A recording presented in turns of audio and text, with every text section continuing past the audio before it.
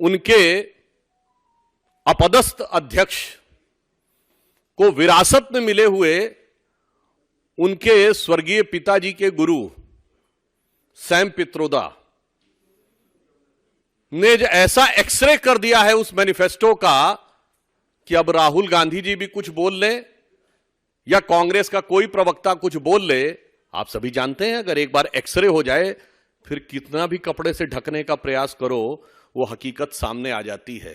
तो वो हकीकत अब पूरी तरीके से खुलकर सामने आ गई है। जिस प्रकार की बातें उन्होंने कही वो मैं कह सकता हूं उनकी पार्टी के एक हाईटेक व्यक्ति ने कही है जो बड़े दिमागदार माने जाते हैं, who is considered to be the brain behind.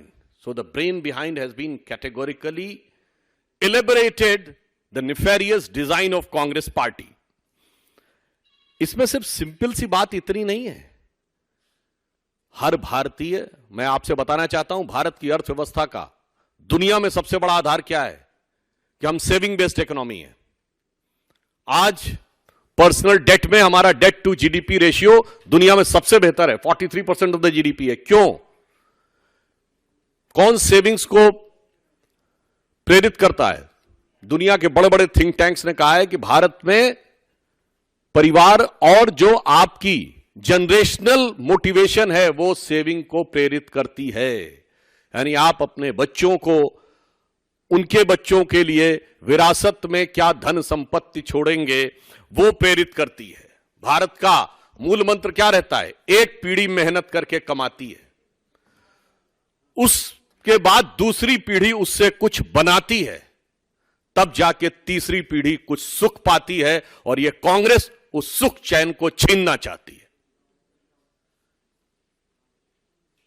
Sam Pitroda ने यह कहा कि वो अमेरिका से प्रेरित होकर गोल्ड टैक्स लगाने की बात करेंगे। अब मैं पूरे देशवासियों को याद दिलाना चाहता हूं कि इनके मैनिफेस्टो में विदेश की फोटोएं थी जिसका ये खंडन नहीं कर पाए। अमेरिका की बेफोलो लिवर की इन्होंने गंदगी का चित्र दिखाकर भारत के पर्यावरण के बारे में बात किया था। अब यह साफ हो गया कि वो फोटोएं किसी गलती के तहत नहीं थी, इनके दिमाग में विदेश की बातें अंकित हैं। और मैं तो उनसे पूछना चाहता हूं विदेश की कौन सी शक्तियां आपको प्रेरित कर रही हैं? अगर आप यह कहना चाहते हैं तो विदेशों में जो आप उदाहरण देना चाहते हैं उसमें तो 45% तक टैक्स लगता है। आपको पता होना चाहिए, मैं गंभीर विषय की तरफ ध्यान आकृष्ट करना चाहता हूं। आज मल्टीपोलर वर्ल्ड आगे बढ़ रहा है, डॉलर की हार्ड करेंसी के रूप में भविष्य अनिश्चित हो रहा है। दो तीन बार उन्होंने अपने रेट ऑफ इंटरेस्ट बढ़ाए, उसके बाद भी काम नहीं हो रहा। यानी विश्व भविष्य में हार्ड करेंसी के रूप में गोल्ड की तरफ आगे बढ़ रहा है। और गोल्ड सबसे ज्यादा भारत में खरीदा जाता है, on an average every year 700 ton. क्यों? हर व्यक्ति गोल्ड खरीदता है। गरीब से गरीब व्यक्ति भी यह कहता है कि चाहे मेरे पास 2 तोला 4 तोला सोना हो मगर वो तोला सोना होना चाहिए। आप उस बचत के ऊपर क्या 45% टैक्स लगाना चाहते हैं?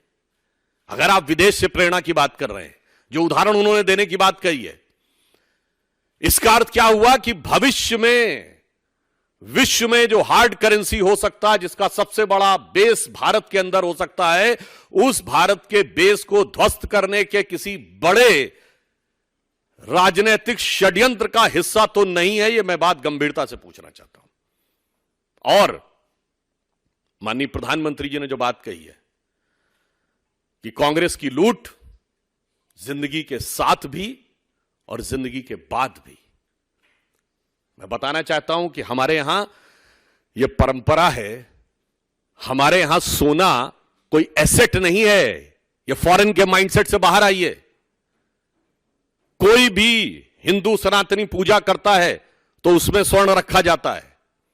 विवाह होता है तो गरीब से गरीब आदमी हाथ में सोना देता है। और यहां तक कि जब लगता है कि प्राण छूटने वाले हैं तो कहा जाता है यदि घर में सोने का कोई टुकड़ा हो तो वो उनके मुंह में रख दीजिए। किस प्रकार की चीजों के लिए, किस भावना से प्रेरित है? बहुत साफ हो गया, विदेशी मानसिकता से प्रेरित, जिसको भारत की विरासत से नफरत है, वो भारतीयों की विरासत पर गिद्ध दृष्टि डालकर बैठे, मगर अपनी पार्टी की विरासत परिवार के बाहर नहीं जानी चाहिए। ये वो सारे दल हैं कि मेरी पार्टी तो पीढ़ी दर पीढ़ी ट्रांसफर करेंगे बगैर इनहेरिटेंट टैक्स के,